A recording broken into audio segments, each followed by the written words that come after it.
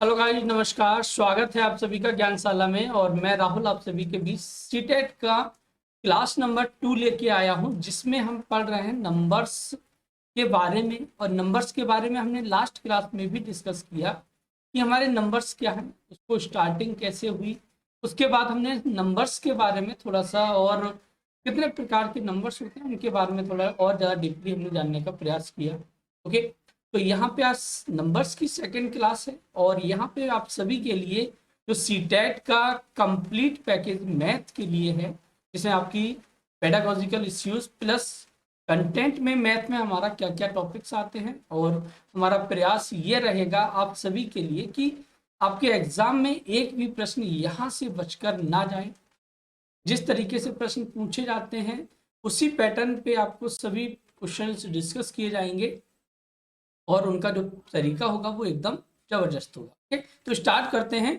तो कल तक हमने जो पढ़ा कि हमारी प्राकृतिक संख्याएं, पूर्ण संख्याएं, integer numbers, even numbers, odd numbers, उसके बाद हमारा था प्राइम, को प्राइम, इनके बारे में हमने डिस्कस किया। उसके बाद हम आज चलते हैं आगे परिमेय संख्याओं के बारे में। परिमेय संख्याएं क्या होती हैं?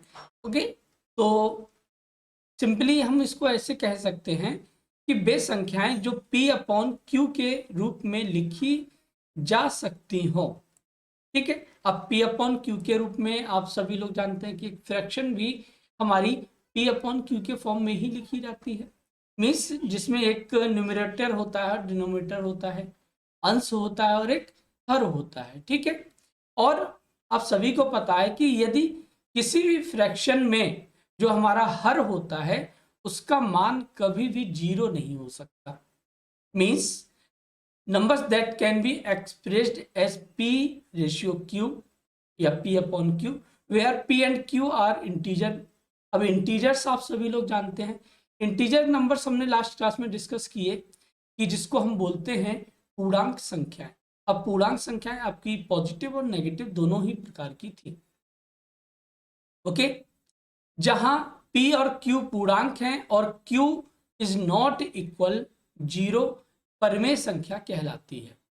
तो पी क्यू का मान जो है वो 0 नहीं हो सकता, क्योंकि यदि आप किसी भी फ्रैक्शन में क्यू का मान अगर आपने 0 पुट किया तो हम इसको बोलते हैं अपरिभाषित।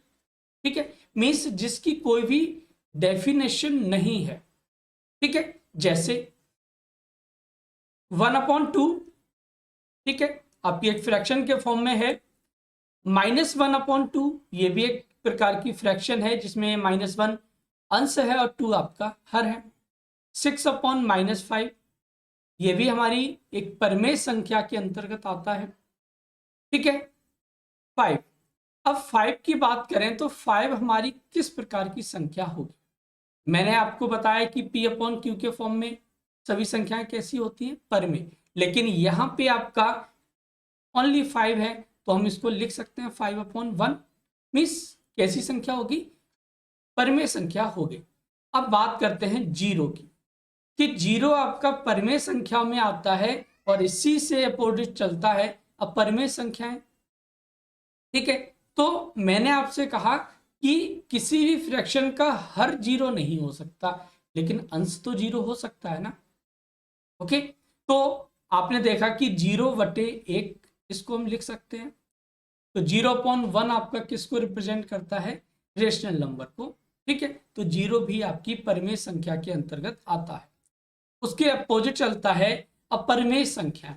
तो अपरिमेय संख्याएं भी कोई डिफरेंट नहीं है, सेम कंडीशन है कि P अपॉन Q के फॉर्म में व्यक्त की जा सकने वाली संख्याएं जहां P और Q पूर्णांक और Q इज नॉट इक्वल 0 परिमेय संख्या कहलाती है। ठीक है, अब परिमेय और अपरिमेय में अंतर क्या है? एक बेसिक डिफरेंस आप सभी को बताऊं कि जिन संख्याओं को आप इजीली सॉल्व कर सकते हैं, ठीक है, मीन्स बहुत ज्यादा हमें कैलकुलेशन की नीड नहीं होती है, तो उन संख्याओं को हम परिमेय संख्या कहते हैं।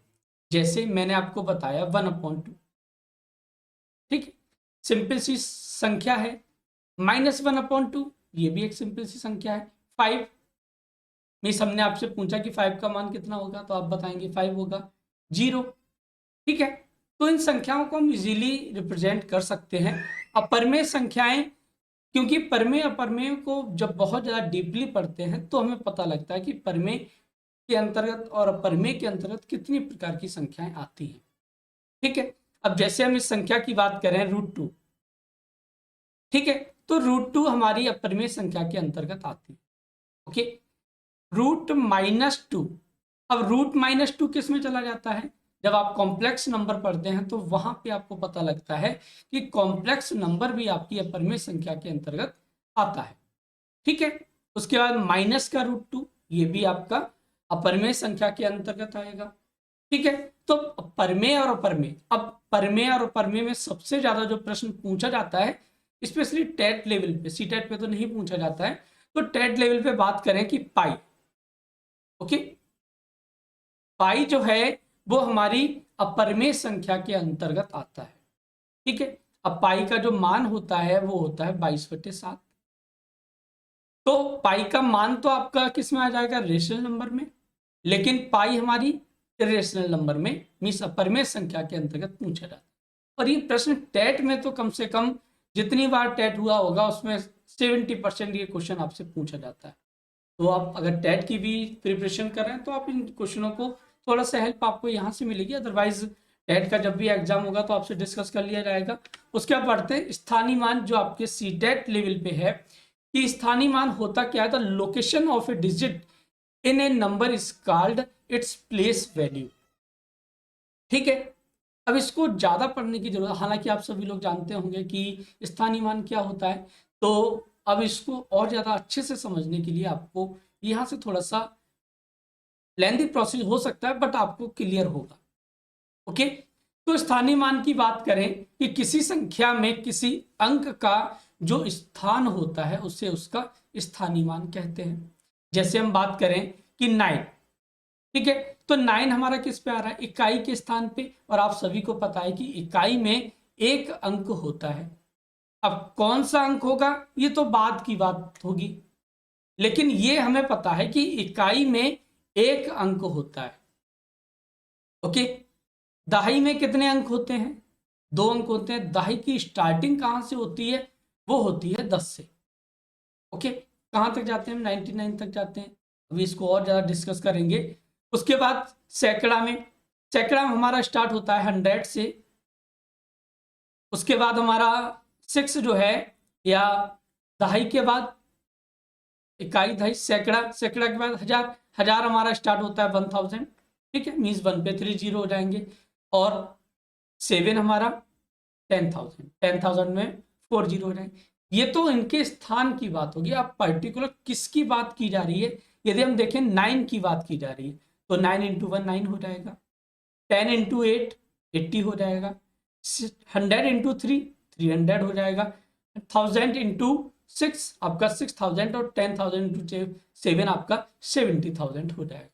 मीन्स अब आपको पता लग गया कि किसी संख्या में किसी अंक का जो स्थान होगा उसको स्थानीय मान कहेंगे। तो सिंपली आप कैसे समझ सकते हैं कि अगर हम बात करें कि 3 का स्थानीय मान क्या होगा, अब इसको शॉर्टली समझिए। ठीक है, मीन्स किसकी बात की गई? 3 की। तो जिस अंक की बात की गई है उसको पुट करिए, और उसके बाद कितने अंक बचे हैं, उस संख्या के बाद कितने अंक हैं, जितने अंक हैं आपके उतने ही जीरो को लगा दीजिए।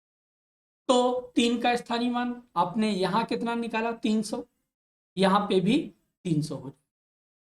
7 की बात करें तो 7, जिस अंक की बात हुई है वो अंक, और उस अंक के बाद कितने अंक हैं, तो यहां पे आपके 4 अंक हैं।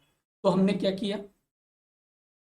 4 जीरो को लगा दिया। मीन्स 7 का स्थानीय मान कितना हो गया? 70,000।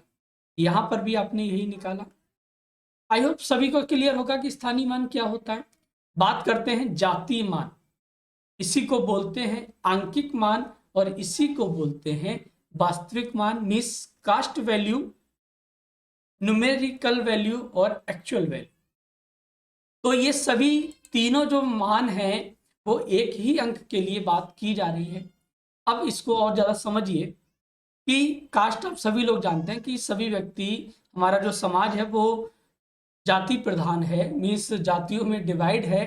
ठीक है, तो अब किसी भी व्यक्ति की या फिर जातियों को छोड़िए, आप ऐसे समझिए कि हमारे पास एक झुंड है, उस झुंड में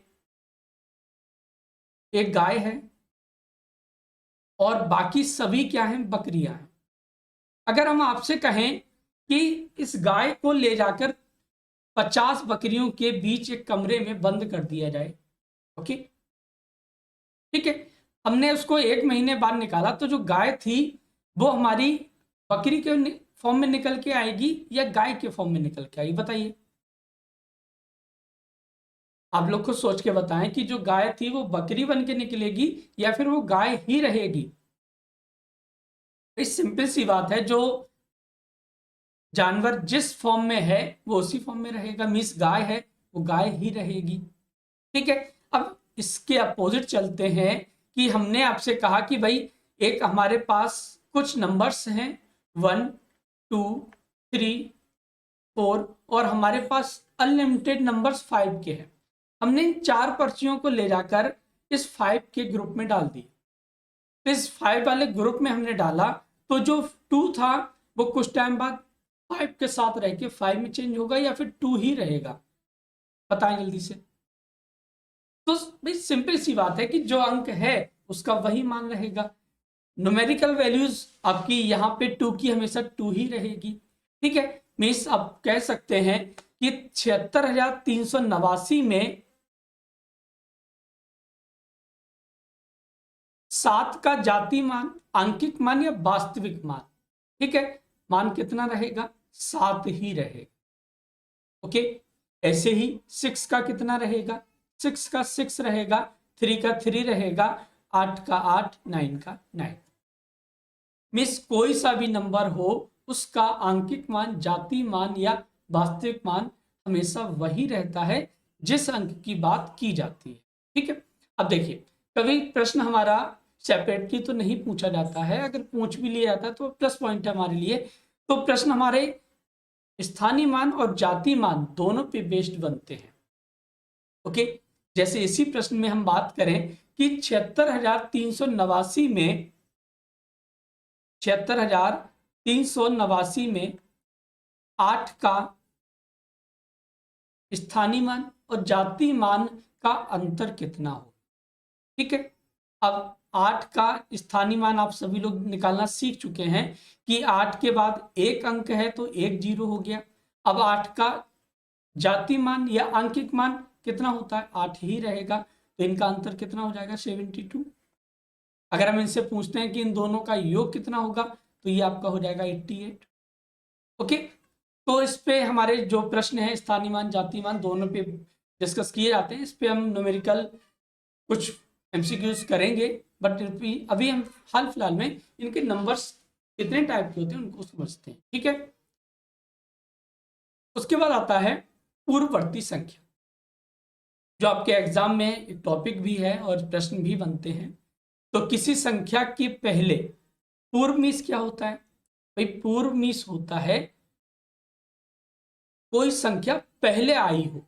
ठीक है, पहले आई हो मीन्स आपने देखा है कि आपने एक चीज नोट की होगी कि आपने 2 वर्ड सुने हैं, एक होता है प्रधान।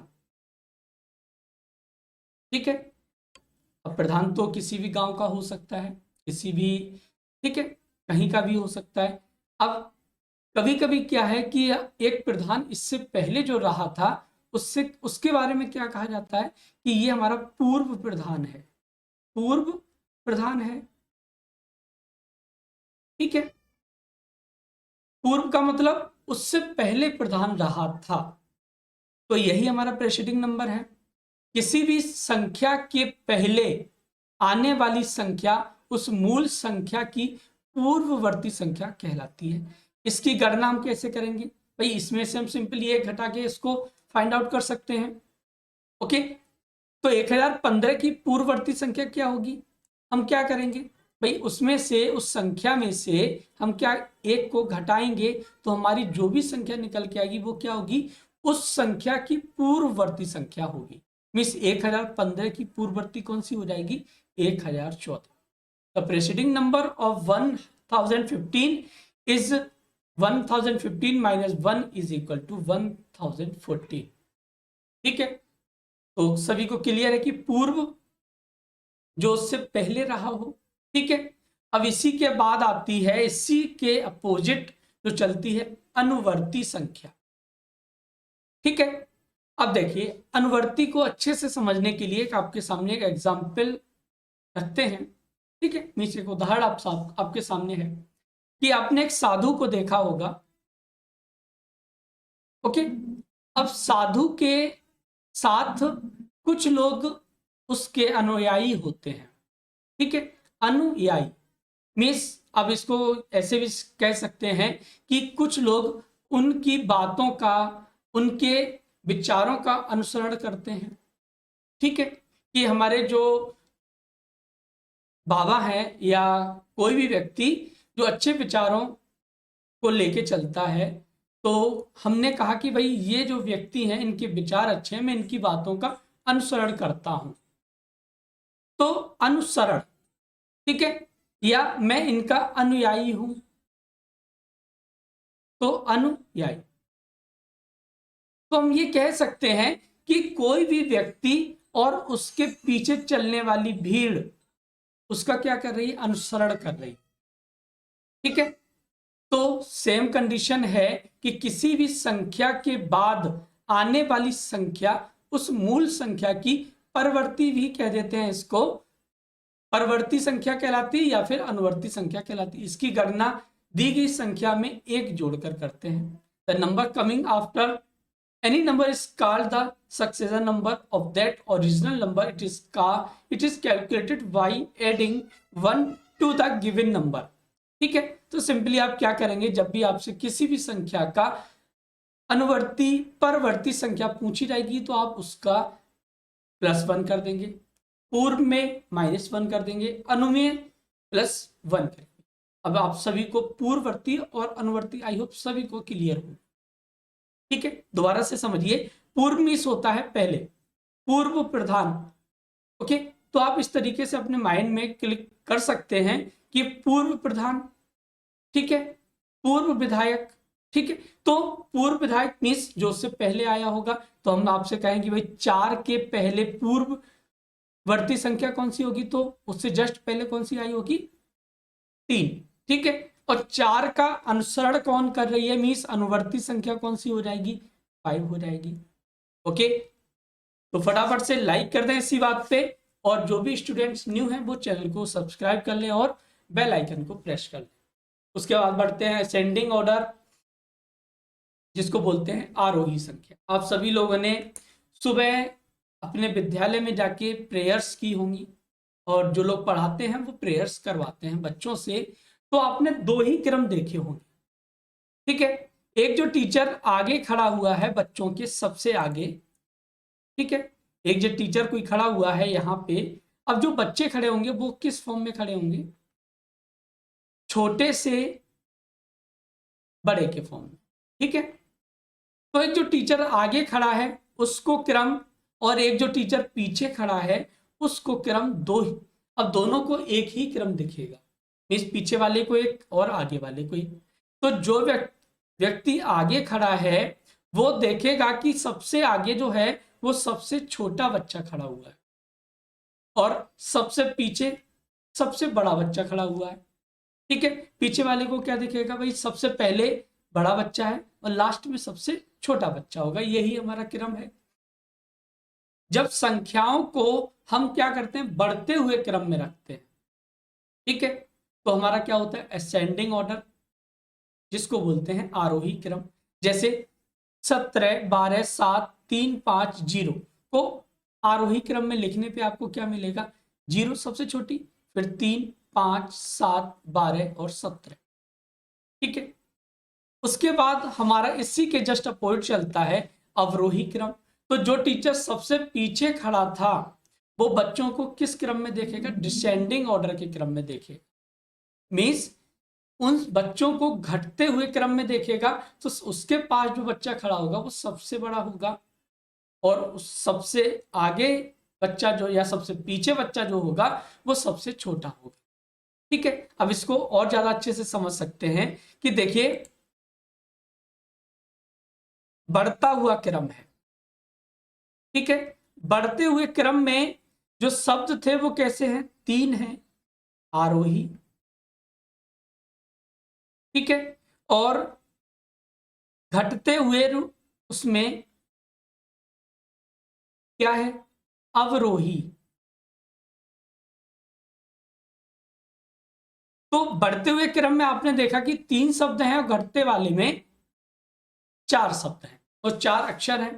ठीक है, या फिर एक को समझ लिए दूसरा आपके समझ में आ जाएगा, क्योंकि बहुत सारे बच्चों को हिंदी में कंफ्यूजन रहता है कि सर अवरोही और आरोही कैसे हम पहचान करें। अब मीन्स क्या होता है, अवरोध।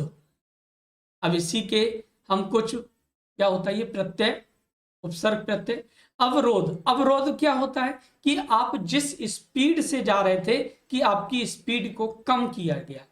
ब्रेकर आपको यही तो करते हैं कि आपने 60 की स्पीड से अपनी बाइक को भगाई और बाइक को भगाने के बाद एक ब्रेकर आया, आपने स्पीड कुछ कम की, एक और ब्रेकर आया कुछ और कम की, और लास्ट तक आपने बहुत सारे ब्रेकर्स को क्रॉस करेंगे तो आपकी स्पीड कम होती जाएगी। मीन्स आप अपने जो नॉर्मल स्पीड से थी उससे कम होते चले गए, मीन्स अवमूल्यन।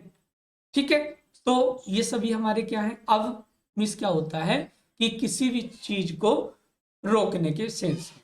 ठीक है, अब बात करते हैं सबसे बड़ी और सबसे छोटी संख्याओं के बारे में। अब जो बच्चे मैथ में वीक होते हैं उनको थोड़ा सा समस्याएं आती हैं। ठीक है, तो सबसे बड़ी संख्या, आप सभी लोग गिनती नंबर्स को काउंट कर लेते हैं। आप सभी लोग जानते हैं कि 1 से लेकर 10 तक, 100 तक, 1000, 1 लाख, 10 लाख, करोड़, बहुत सारी संख्याओं को आप सभी लोग जानते हैं। तो सबसे पहले हम बात करते हैं सबसे छोटी संख्या। ठीक है, स्टार्टिंग कहां से, नंबर्स की स्टार्टिंग कहां से करते हैं, 1 से। इसमें कितने अंक हैं, 1 अंक है, और ऐसे ही हम कहां तक जाएंगे, 1 अंक तक, 9 तक। तो जहां से आपने स्टार्टिंग की तो वो तो अंक हो गया आपका सबसे छोटा। ठीक है, सिंपल सी बात है भाई, 1 से स्टार्टिंग की तो आपका सबसे छोटा अंक होगा, और 1 अंक में जहां तक आप गए वो अंक कैसा हो जाएगा, सबसे बड़ा। इसी के आगे बढ़ते हैं, 2 अंक की संख्या में आपने क्या किया, 2 अंकों की संख्या जो है वो आपकी स्टार्ट होती है 10 से। ठीक है, और 10 से स्टार्ट होने के बाद आप कहां तक जाएंगे, 99 तक जाएंगे, जिसमें आपके अंक कितने होंगे, 2 ही अंक होंगे। तो सबसे छोटी संख्या 10 और सबसे बड़ी संख्या 99। ओके,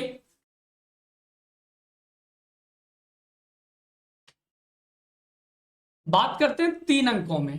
तो भाई 3 अंकों में स्टार्टिंग कहां से होती है, 3 अंकों की 100 से होती है। कहां तक जाएंगे हम ऐसे ही जाएंगे 999। तो 3 अंकों की सबसे छोटी 100 और सबसे बड़ी 999। ऐसे ही 4 अंकों में जब चलते हैं तो सबसे छोटी संख्या 1000 और सबसे बड़ी संख्या 9999। 5 अंकों में, ठीक है, 6 अंकों में। तो अब चीजों को अगर अच्छे से समझ के पढ़ेंगे तो आपको चीजें लंबे टर्म तक आपको याद रहेंगी। और आप लोग तो टीचर बनने वाले हैं, तो टीचर को तो बहुत सारी चीजें आपको जनरली याद होनी चाहिए। ओके, तो जब बच्चों को आप जब पढ़ाने जाएंगे तो वहां पे आप इसी तरीके से तो बच्चों को पढ़ाएंगे जिस तरीके से आप पढ़ के आए हैं। यदि आप अच्छा पढ़ के जाएंगे, अच्छे एग्जाम क्वालिफाई करके जाएंगे तो बच्चों को अच्छी नॉलेज देंगे। ठीक, तो ये हमारी सबसे बड़ी और सबसे छोटी संख्याओं की बात होगी। प्रश्न हमारे इस तरीके से नहीं बनते हैं। प्रश्न हमारे क्या बनते हैं, हमसे पूछा जाता है कि बताइए कि 5 अंकों की सबसे बड़ी संख्या और सबसे छोटी संख्या का योग कितना होगा। तो यदि आपको पता होगा कि सबसे बड़ी संख्या कौन सी है, सबसे छोटी संख्या कौन सी है, तो आप चीजों को इजीली कर सकते हैं। ओके, इन पे प्रश्न कैसे बनते हैं इसको नेक्स्ट क्लास में डिस्कस करते हैं। और नेक्स्ट क्लास का जो टॉपिक रहेगा वो है मैथमेटिकल ऑपरेशन मीन्स गणितीय संक्रिया। अब गणितीय संक्रियाओं में कौन कौन सी चीजें हमारी एग्जाम के लिए जरूरी हैं उसको समझते हैं। बाकी जुड़े रहिए हमसे, सीखते रहिए मैथ को, और क्लास को शेयर करना ना भूलें ताकि ज़्यादा से ज़्यादा बच्चों तक हमारी क्लास पहुंचे, वो भी मैथ को अच्छे से सीख सकें। ओके, तो चैनल को सब्सक्राइब कर लिया ना। चलिए।